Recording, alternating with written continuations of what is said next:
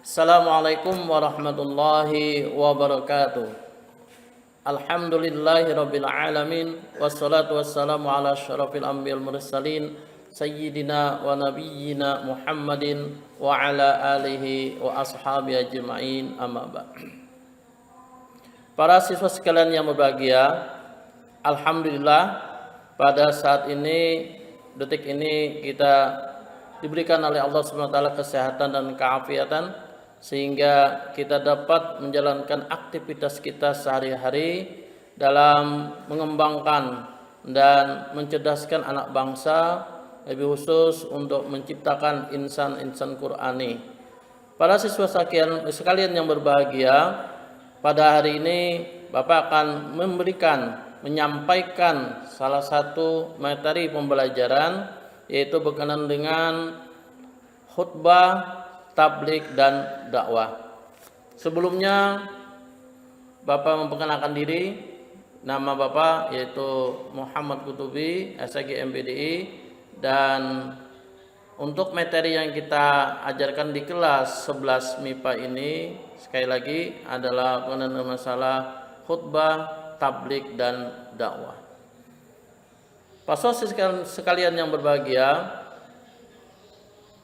kalian mungkin sudah mengetahui bahwa sering mendengar kata-kata khutbah, kata-kata tabligh dan kata-kata dakwah di dalam keseharian kalian pada setiap hari. Untuk itu, sebelumnya tujuan pembelajaran kita pada hari ini adalah satu, nanti akan dijelaskan mengenai pengertian khutbah, tabligh dan dakwah. Kemudian dilanjutkan dengan menjelaskan dalil-dalil yang berkaitan dengan khutbah, tabligh dan dakwah, dan juga nanti kalian akan diberikan penjelasan masalah membedakan antara khutbah, tabligh dan dakwah.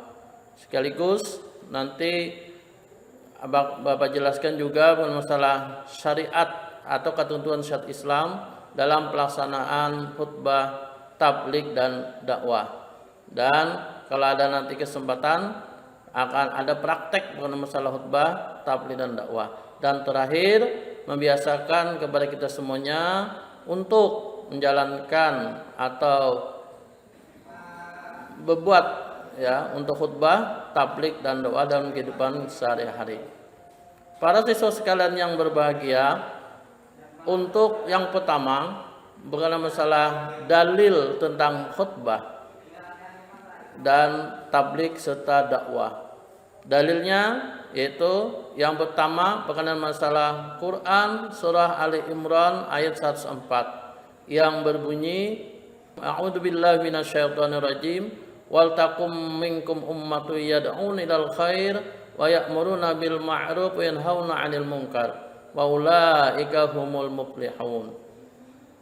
Dan artinya, dan hendaklah ada di antara kamu segolongan umat yang menyeru kepada kebajikan, menyuruh kepada yang ma'ruf dan mencegah dari yang mungkar. Merekalah orang-orang yang beruntung. Dan dalil berikutnya yaitu Quran surah An-Nahl ayat 125. A'udzu billahi minasyaitonir rajim. Bismillahirrahmanirrahim. Ud'u ila sabili rabbika bil hikmati wal mau'izatil hasanah wajadilhum billati hiya ahsan. Inna rabbaka huwa a'lamu biman dhalla an sabili wa huwa a'lamu bil muhtadin. Yang artinya, serulah manusia kepada jalan Tuhanmu dengan hikmah dan pelajaran yang baik, dan bantahlah mereka dengan cara yang baik. Sesungguhnya Tuhanmu dialah yang lebih mengetahui tentang siapa yang tersesat dari jalannya, dan dialah yang telah mengetahui orang-orang yang mendapat petunjuk. Kemudian dalil yang lain yaitu dalam Quran surah Al-Baqarah ayat 256. A'udzu billahi minasyaitonir rajim. Bismillahirrahmanirrahim. La ikraha fid din. qad tabayyana rusdu minal ghayy wa may yakfur bit-taghuti wa yu'minu billahi wa qad istamsaka bil 'urwati wal wuthqa lam fisama laha wallahu sami'un alim. Yang artinya tidak ada paksaan untuk memasuki agama Islam. Sesungguhnya telah jelas jalan yang benar daripada jalan yang sesat. Karena itu barang siapa yang ingkar kepada tagut dan beriman kepada Allah, sesungguhnya ia telah berpegang kepada buhul tali yang amat kuat yang tidak akan putus, dan Allah Maha mendengar lagi Maha mengetahui. Para siswa sekalian yang berbahagia, sekarang dengan dalil tadi akan kita bicarakan masalah khutbah. Yang pertama, khutbah khususnya untuk para siswa laki-laki atau pelajar laki-laki. Khutbah sering kalian dengar, apalagi sebagai seorang laki-laki kita wajib untuk melaksanakan sholat Jumat. Dan di dalam sholat Jumat itu ada namanya khutbah Jumat. Apa pengertian daripada khutbah Jumat? Yang pertama, pengertian khutbah berasal dari kata khotbah yakhtubu, khutbatan, yang berarti ceramah atau pidato. Khutbah Jumat ialah bentuk ceramah yang berisi nasihat dan wasiat keagamaan yang disampaikan kepada jamaah yang diikat oleh syarat dan rukun. Khutbah Jumat mempunyai syarat dan rukun yang tidak boleh ditinggalkan, sebab terkait erat dengan sah atau tidaknya sebuah ibadah mahdhuf. Orang yang menyampaikan khutbah itu disebut dengan khatib. Dalam khutbah ada syarat khutbah. Sebelumnya kita bahas dulu berkenaan dengan syarat khatib Jumat. Seorang khatib yang menyampaikan khutbah itu mempunyai ketentuan tersendiri.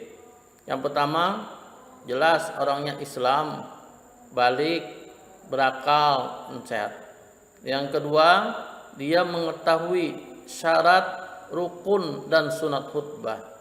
Yang ketiga, dia suci dari hadas dan najis. Yang keempat, suaranya jelas dan dapat dipahami jamaah.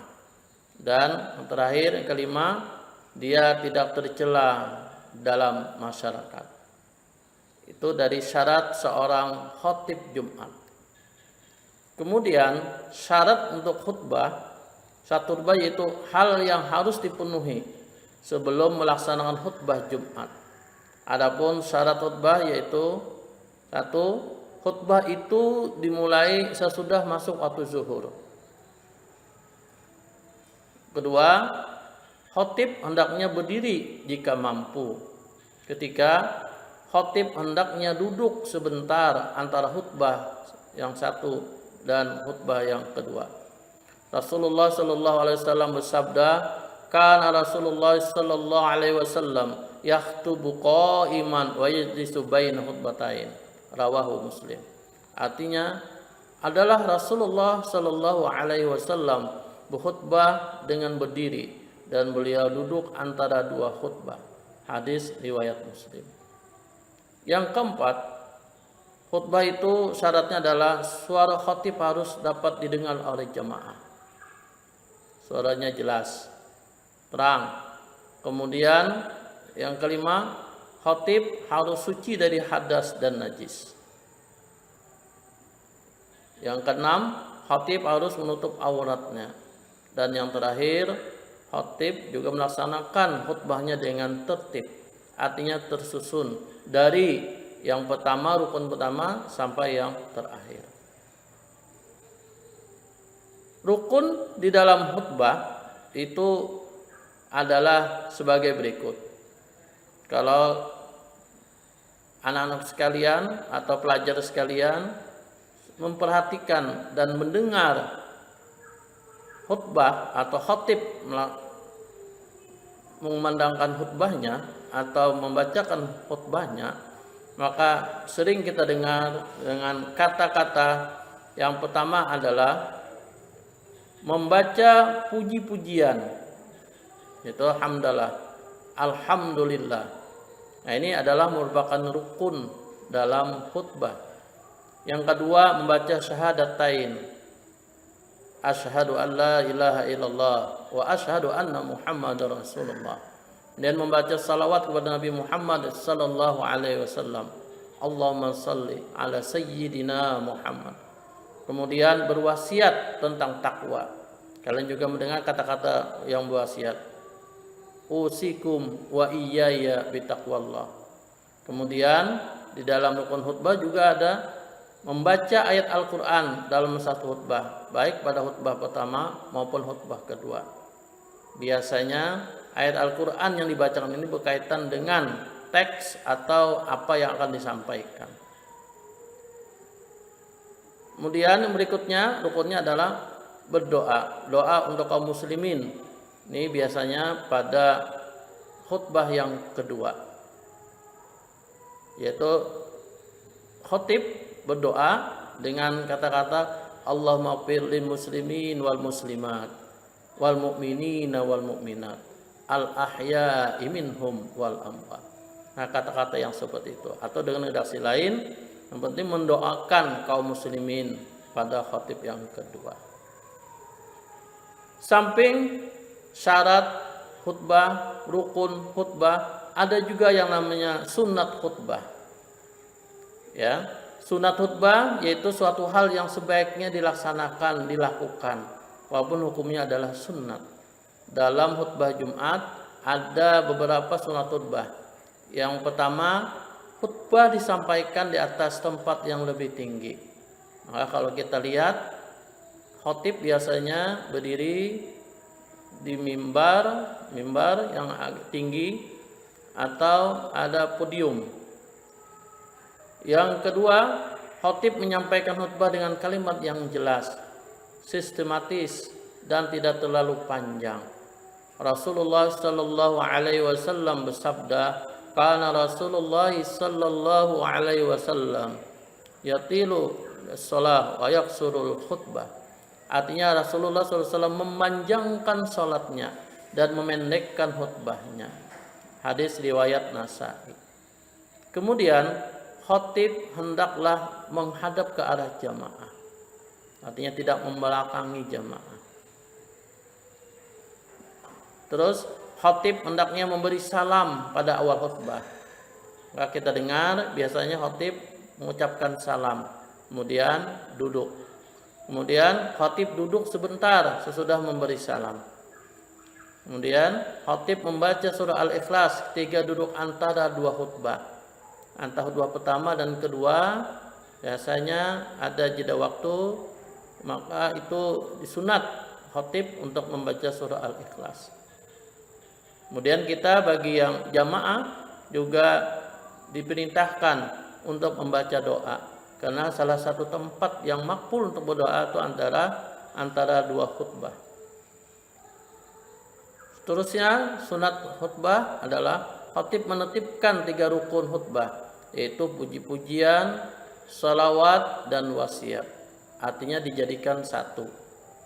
Jamaah juga hendak memperhatikan khutbah seperti yang disabdakan oleh Rasulullah sallallahu alaihi wasallam, yang artinya jika kamu berkata pada temanmu diam di hari Jumat ketika imam sedang berkhutbah, maka Jumat kamu sia-sia.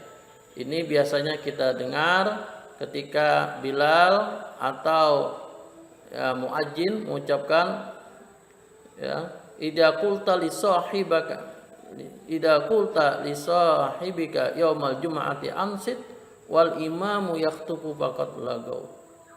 Artinya, tadi jika kamu berkata pada temanmu diam pada hari Jumat tersebut ketika imam sedang berkhutbah, maka Jumat kamu sia-sia. Artinya kita tidak dapat pahala Jumat.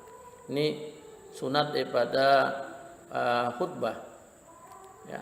Nah, adapun praktek berkhutbah nanti akan kita jelaskan di bagian berikutnya. Para siswa yang berbahagia, selanjutnya kita mendengar dan juga sering perhatian ada kata-kata tablik. Sering kita dengar ada namanya tablik akbar yang disampaikan oleh dai sejuta umat, misalkan Kiai Haji Zainuddin Amzed. Ada yang tablik akbar disampaikan oleh Kiai Haji Abdul Somad. Nah, ini sering kita dengar ini. Ini namanya adalah tablik. Tentunya tablik berbeda dengan khutbah. Apa itu tablik? Kalau kita lihat pengertian tablik, itu adalah dari kata ballagha yuballighu tablighon, yang artinya menyampaikan. Menurut istilah, tablik adalah menyampaikan ajaran-ajaran Islam kepada umat manusia untuk dijadikan pedoman agar memperoleh kebahagiaan di dunia dan di akhirat kelak.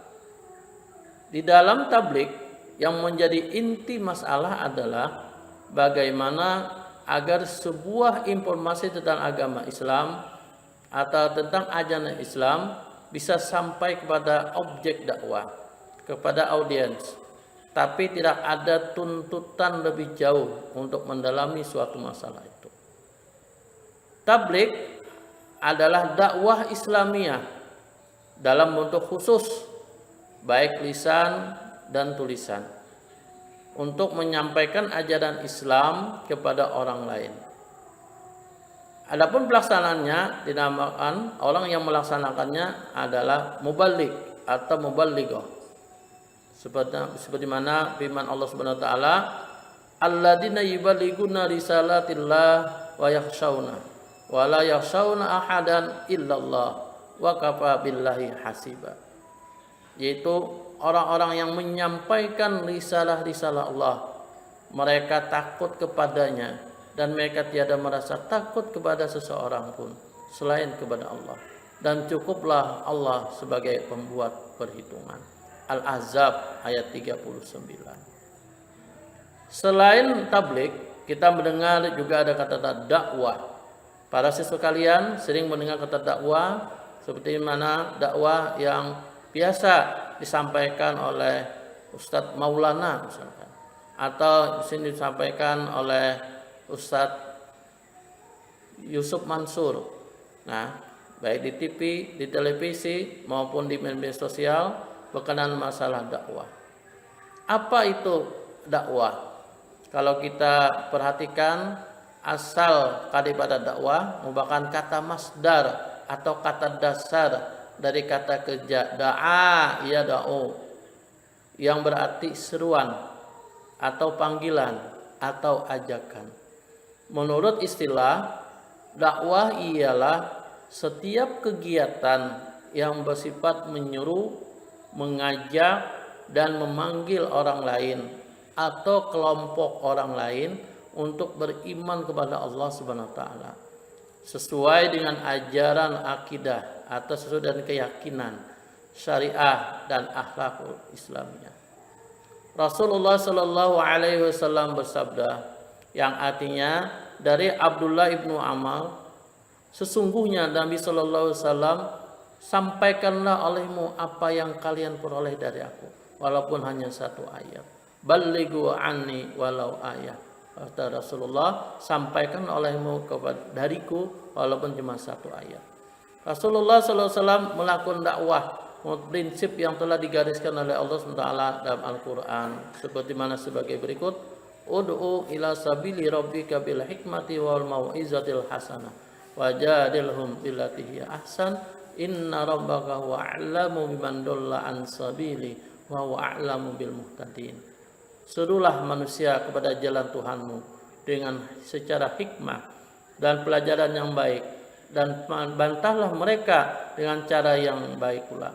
Sesungguhnya Tuhanmu dialah yang lebih mengetahui tentang siapa yang tersesat dari jalannya, dan dialah yang lebih mengetahui orang-orang yang mendapatkan petunjuk.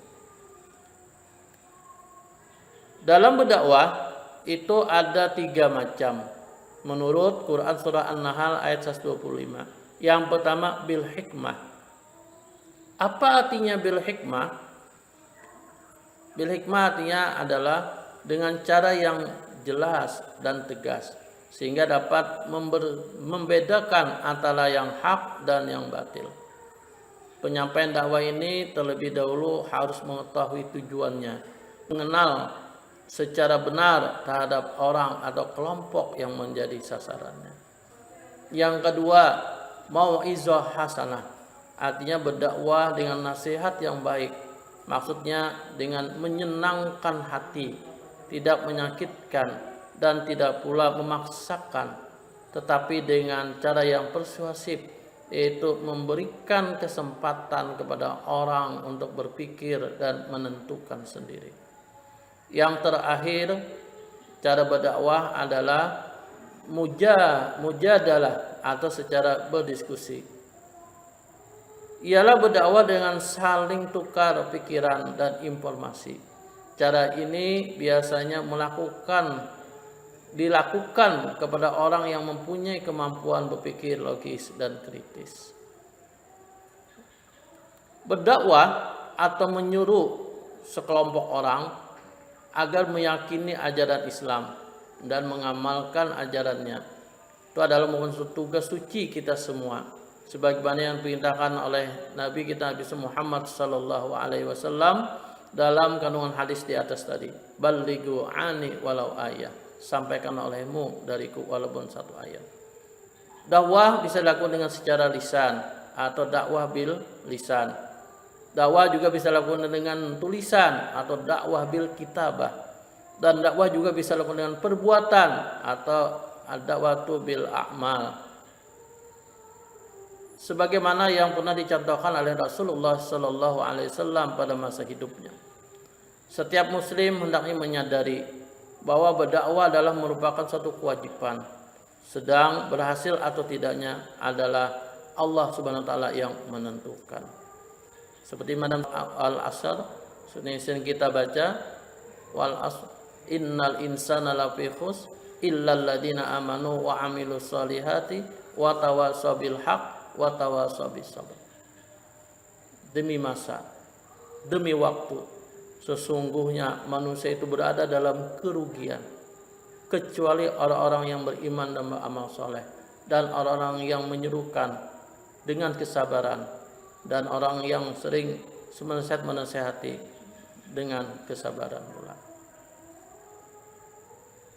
Para siswa sekalian berbahagia, kemungkinan kalian masih agak ragu-ragu, apa sih khutbah, apa sih tabligh, dan apa sih dakwah. Nah, di sini ada perbedaan-perbedaan antara khutbah, tabligh, dan dakwah. Dari hal-hal yang telah diuraikan tadi di atas, dapat kita menganalisa bahwa khutbah, tabligh, dan dakwah hampir sama. Namun ada perbedaan di antara ketiganya. Yang paling tinggi dan paling luas cakupannya adalah dakwah. Di dalam dakwah ada beberapa jenjang aktivitas. Salah satunya adalah tabligh. Jadi tabligh itu bagian daripada dakwah. Tetapi dakwah bukan hanya semata-mata tabligh. Tabligh sendiri berarti menyampaikan. Di dalam tabligh yang menjadi inti masalah adalah bagaimana agar sebuah informasi tentang agama Islam dan ajaran Islam bisa tersampaikan kepada objek dakwah. Ada perbedaan-perbedaan yang dapat digambarkan sebagai berikut. Pertama, khutbah. Khutbah dilaksanakan pada waktu-waktu tertentu, yaitu pada waktu hari Jumat, pada waktu khutbah Idul Adha, khutbah Idul Fitri, ada khutbah pernikahan. Nah, itu ada macam-macam khutbah. Ada syarat-syarat dan rukunnya dalam khutbah. Khutbah juga ada mimbar khusus untuk melaksanakannya. Kemudian waktu khutbah juga terbatas. Khutbah dilakukan oleh seseorang yang memiliki kemampuan berorasi dan memiliki pengetahuan yang cukup. Khutbah juga adalah orang yang melaksanakan, yangnya disebutkan khatib. Kemudian khutbah dilakukan secara khusus dan memiliki tata cara tertentu. Adapun tabligh tabligh dilakukan oleh kapan saja. Tabligh tidak ada syarat dan rukunnya. Ada yang menggunakan mimbar dan ada yang tidak, tergantung tempat pelaksanaannya. Tabligh juga ada yang tidak terbatas dan ada yang dibatasi waktunya. Tabligh bisa dilakukan oleh siapa saja yang memiliki kemampuan berorasi dan pengetahuan agama yang luas. Orang yang melaksanakan tabligh ini disebut mubaligh kalau itu laki-laki. Kalau perempuan dinamakan mubalighah atau mubalighah. Kemudian tabligh dapat dilakukan melalui berbagai cara seperti seminar atau menggunakan teknologi. Kemudian dakwah dapat dilakukan kapan saja. Dakwah tidak ada syarat dan rukun. Dakwah juga tidak perlu ada mimbar khusus dalam pelaksanaannya. Dakwah tidak ada dibatasi waktu. Dan dakwah boleh dilakukan siapa saja. Karena setiap muslim wajib mempelajari, mengamalkan dan mendakwahkan Islam. Orang yang melaksanakan dakwah ini namanya da'i. Kalau itu laki-laki. Dan kalau perempuan namanya da'iyah. Dan dakwah dapat dilakukan tanpa melalui acara formal, karena dapat dilakukan kapan dan di mana saja. Jadi dakwah ini lebih luas cakupannya. Nah, ini ada beberapa perbedaan antara khutbah, tabligh dan dakwah. Terima kasih atas perhatiannya. Semoga apa yang disampaikan ini bermanfaat bagi kita semuanya. Dan kami ucapkan Assalamualaikum warahmatullahi wabarakatuh.